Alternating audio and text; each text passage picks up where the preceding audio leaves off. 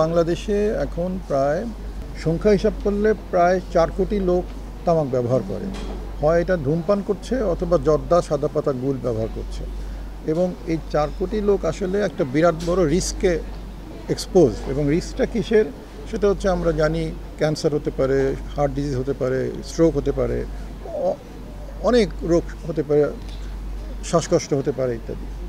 এখন যদি মাত্রা হার হিসাব করি তাহলে বাংলাদেশে পুরুষদের মধ্যে প্রায় 35% পুরুষ তামাক ব্যবহার করে, সিগারেট স্মোকিং করে, আর 25-এর বেশি পুরুষ মহিলা জর্দা সাদা পাতা গুল ব্যবহার করে শতকরা। তো এটা যদি আমরা নাম্বার নেই তাহলে প্রায় 4 কোটি দাঁড়ায় আর কি। এখন এইটার কারণে বাংলাদেশে ব্যাপক হারে লোকজনের অসংক্রামক রোগ হচ্ছে এবং অসংক্রামক রোগে মানুষ অপরিণত বয়সে মারা যাচ্ছে। আমাদের দেশে দেখবেন যে লোকজন আসলে এই হঠাৎ করেই 40-45 বছর বয়সেই ক্যান্সার আক্রান্ত হচ্ছে অথবা হৃদরোগে আক্রান্ত হচ্ছে অথবা স্ট্রোক করছে। সেই জিনিসটা যদি প্রিভেন্ট করতে হয় তামাকের ব্যবহার কমিয়ে আনতে হবে। কমিয়ে আনতে মানে এটাকে একেবারে নির্মূল করা দরকার। তো নির্মূল তো খুব সহজে করা যাবে না, এই জন্য মাননীয় প্রধানমন্ত্রী 2040 সালের মধ্যে তামাক ব্যবহার একেবারে 5%-এর নিচে আনার জন্য বলেছেন।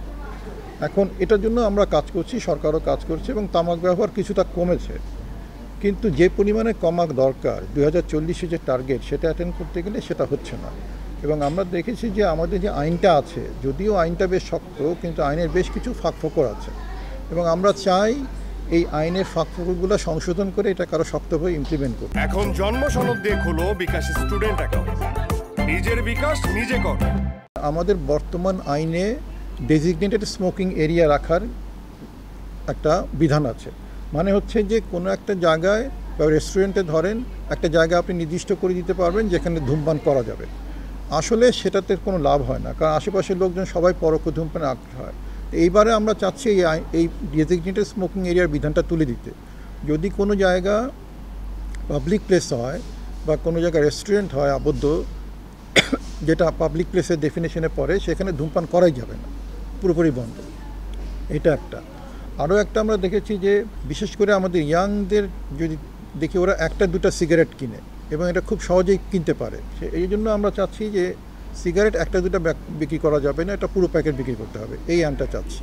ই সিগারেট এখন ব্যাপকভাবে বেড়ে যাচ্ছে, বিশেষ করে যুবকদের মধ্যে, ইয়াংদের মধ্যে, এবং একটা ধারণা আছে যে ই সিগারেট হয়তো কম ক্ষতি করে।